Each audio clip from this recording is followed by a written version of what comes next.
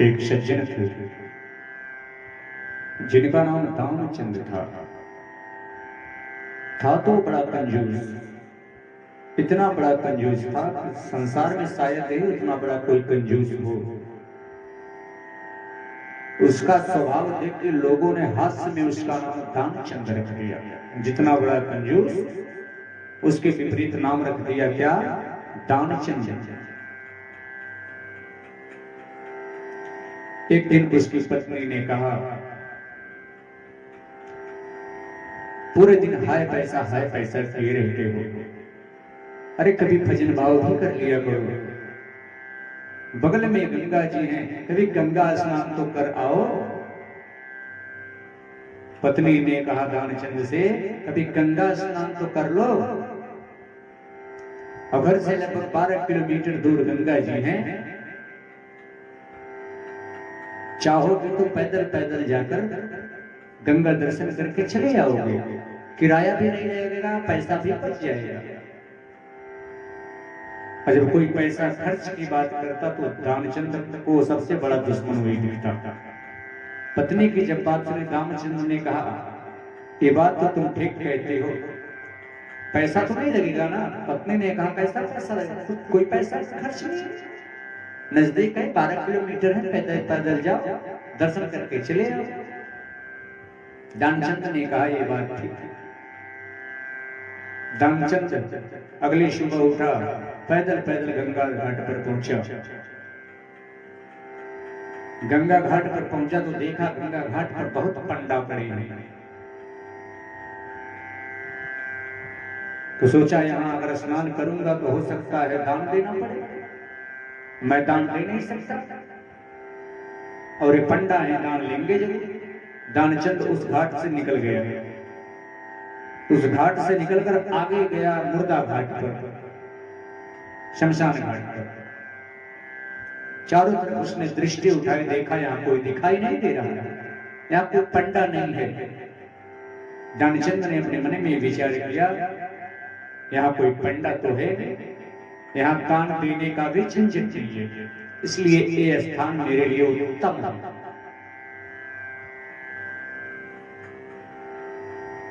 अब दानचंद जैसे ही अपने वस्त्रों को उतारकर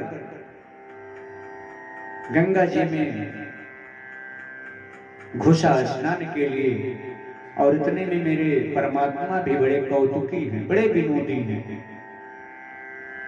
परमात्मा भी कौतुक करने के लिए जैसे दानचंद गंगा जी में डुबकी लगाया, वैसे ही परमात्मा पंडा के रूप में वहां प्रकट हो गए, और पंडा बनकर परमात्मा घाट पे बैठ गए। दानचंद डुबकी लगा के आया बाहर, भगवान ने पंडा का स्वरूप धारण किया था। भगवान ने कहा, जय हो जजमान की, भगवान तुम्हारा भला करे। जब इतना दानचंद के कानों में आवाज पड़ी तो उसने देखा और नजरें उठा के, अरे ये तो पंडा। दानचंद ने पूछा, तुम कौन? भगवान ने कहा, मैं पंडा। दानचंद ने कहा, क्या काम है? भगवान ने कहा, पुत्र दान करो।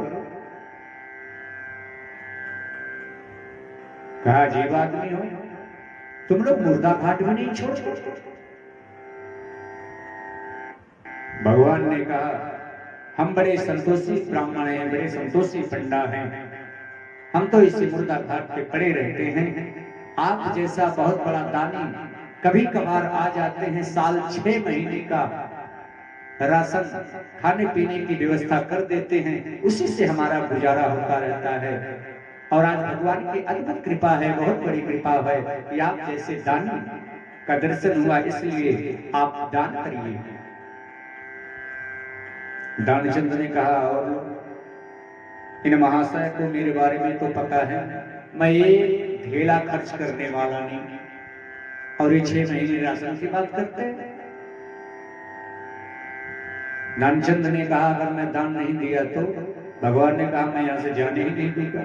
दानचंद ने कहा, ये जबरदस्ती है, दान तो मैं करूं या ना करूं, मेरी मर्जी। भगवान ने कहा, नहीं, इस घाट पे स्नान किए हो तो दान देना पड़ेगा, बिना दान दिए जा नहीं सकते प्यारे। दानचंद ने कहा नहीं मानोगे? भगवान ने कहा नहीं। दानचंद ने कहा तुम भी क्या याद रखोगे कि कितने बड़े दानी से पाला पड़ा था, चलो मैं तुम्हें दान देता हूं, लेकिन एक बात, दान जो मैं दूंगा वो उधार रहेगा। अगली बार जब स्नान करने आऊंगा, कल आऊंगा तो आपका दान चुकता कर दूंगा। परमात्मा बोले चलो कोई बात नहीं, कल दान दे देना, लेकिन आज संकल्प कर लो।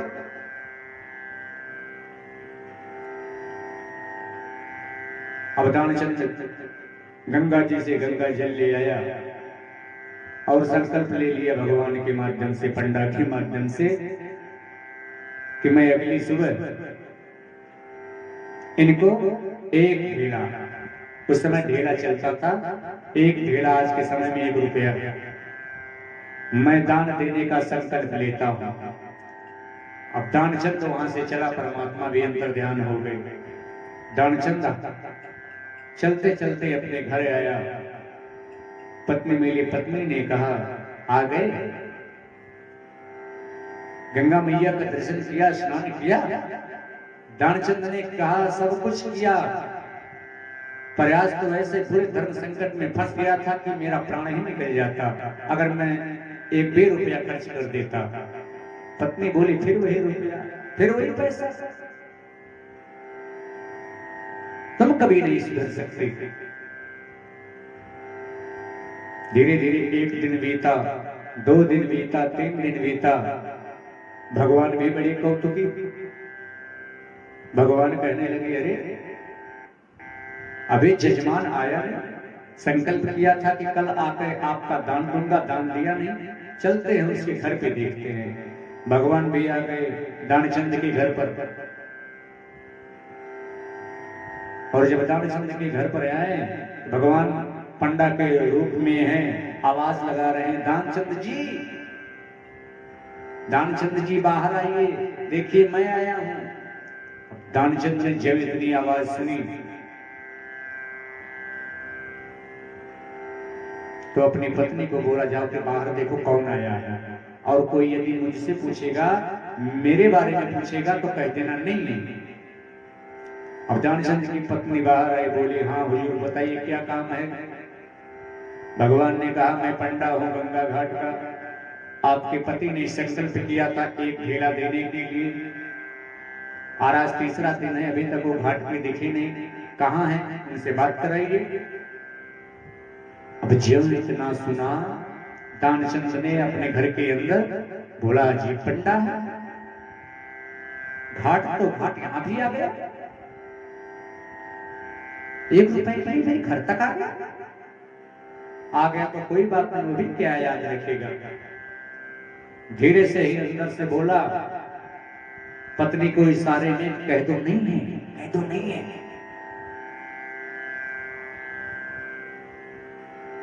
पत्नी ने कहा वो तो है नहीं, उनकी तबीयत खराब है, दवा लेने गए। भगवान ने कहा दान ना करने के लिए कैसे कैसे बहाने बना रहा है जजमान। भगवान बोले कोई बात नहीं, अब तो वो संकल्प किए हैं, वो मेरे शिष्य हैं, उनकी तबीयत खराब है तो उनको बीमार छोड़ के मैं कैसे जा सकता हूं। अब जब तक उनकी तबीयत नहीं ठीक हो जाती मैं यहां से जाने वाला नहीं। पत्नी फिर गई घर के अंदर। पत्नी ने कहा अरे क्या बताएं कैसे मुसीबत से पाला पड़ा है। फिर पत्नी को दानचंद ने समझाया कि जाकर कह दो कि पीछे के रास्ते से आए हैं और डॉक्टर ने सुई ऐसी लगा दी कि मर गया। अब पत्नी नखड़ा करके नाटक करते रोते हुई आई बाहर, दान भगवान के सामने छाती पीट के रोने लगी, अरे नहीं रहे चल बसे। भगवान ने कहा चल बसे, अभी भी तो डॉक्टर के पास गए थे। पत्नी ने बोला हाँ डॉक्टर के पास गए थे, डॉक्टर साहब ने सुई लगा दी, सुई रिएक्शन कर गई, मेरे पति दानचंद चले गए। भगवान ने कहा चले गए तो बड़ा अनर्थ हुआ। अच्छा लोग, अब तो शिष्य का अंतिम क्रियाकर्म करने के बाद ही मैं यहाँ से जाऊंगा, और तुम अकेली हो, तुम कितना परेशानी उठाओगी, तुम्हारे ऊपर तो दुखों का पहाड़ टूट पड़ा है। मैं ही गांव वालों को एकत्रित कर देता हूं तुम्हारी मदद के लिए। अब भगवान उसके घर से निकले हैं, अपने स्वरूप को फैलाया है, तमाम पंडा एक साथ। भगवान ने सभी के घरों में कह दिया कि दानचंद रहे नहीं रहे, उनका अंतिम संस्कार करना है, आप सभी एकत्रित हो। लोग, अब पूरे गांव के लोग दानचंद के घर पे एकत्रित हो गए। अब दानचंद को लोगों ने घर से बाहर निकाल दिया, बाहर निकाल के लिटा दिए। अंतिम सफर की तैयारी हो गई, लेकिन मूर्ख दानचंद अपनी सांस को रोक के पड़ा हुआ है, कुछ बोल नहीं रहा है, आंखें बंद किया है। सभी ने लिटाया, बांधा, कफन में लपेटा, लेकिन कुछ बोला नहीं। अब लोग बांध लिए, 4 लोग उसको कंधे पे उठा लिए, लेके जा रहे हैं, राम नाम सत्य है। पत्नी ने कहा, अरे मरे नहीं है, नाटक किए हैं। भगवान ने कहा, बावली हो गई है, पति गुजर गया है इसलिए ऐसा कह रही है। पति से अपने बहुत प्रेम करती थी। पत्नी ने कहा, अरे ऐसी कोई बात नहीं है, ये झूठ मूठ का लेते हैं, नाटक कर रहे हैं, मरे नहीं है।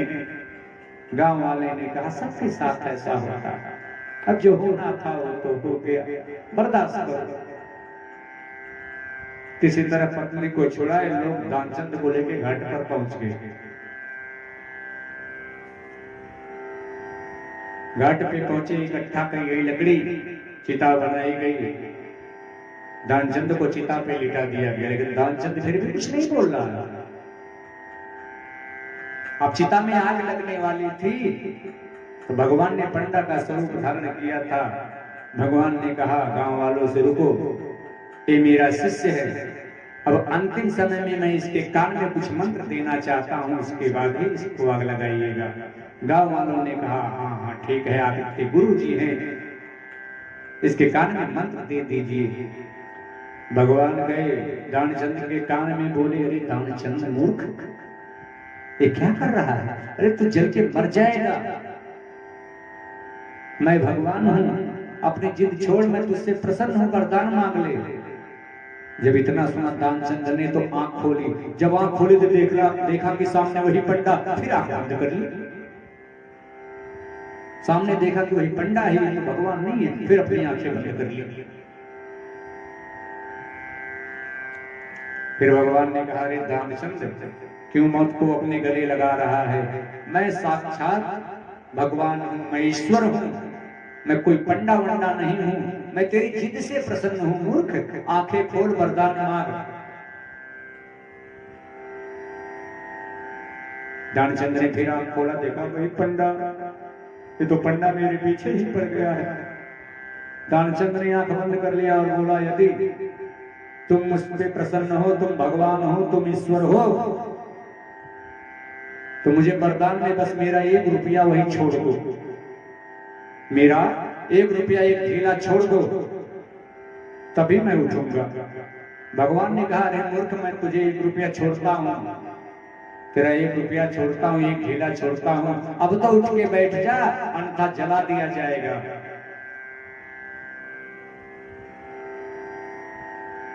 तो भगवान ऐसे कंजूसों पे भी प्रसन्न होते हैं। और जैसे ही दानचंद चिता से उठ के बैठा कि सभी लोग, जितने गांव के लोग थे, सभी भगे झुरिया जा, अरे भूत। अब भाई कोई मृत हो, एकाएक उठ के बैठ जाए तो सारा समाज तो भूत ही समझेगा। सब लोग लगे भागने, उसकी पत्नी भी रोती रोती आ गई कि चले देखे गांव वाले तो मेरे पति को जला दिए होंगे। भागे भागे आई, देखा पति उठ के बैठा है। पत्नी ने छाती पे के कहा, मैं पहले से कह रही थी कि मरे नहीं है, जीवित हैं। दानचंद ने पत्नी को फटकारा, कहा, चुप चुप चुप, मूर्ख कहेगी, ये क्या समझते, यही चालाक है, ये मुझसे दान ले लेंगे अरे मैं भी दान देने वाला नहीं था, चाहे मेरी जान चली क्यों ना जाए, मैं 1 रुपया देने वाला नहीं था, इन्होंने वादा किया है, तब जाके मैं उठ के बैठा हूं। पत्नी ने अपना सर पकड़ लिया, धन्य हो तुम्हारा भला हो, कैसा मेरा बावला पिया मिला है मुझे, 1 रुपए के लिए अपने प्राणों को त्यागने जा रहा था। और भगवान भी ऐसे कौतुकी मिल गए कि भक्त को खूब छका रहे थे।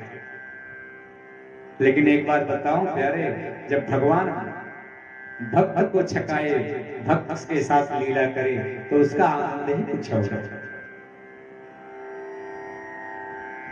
बोले राजरामचंद्र भगवान की।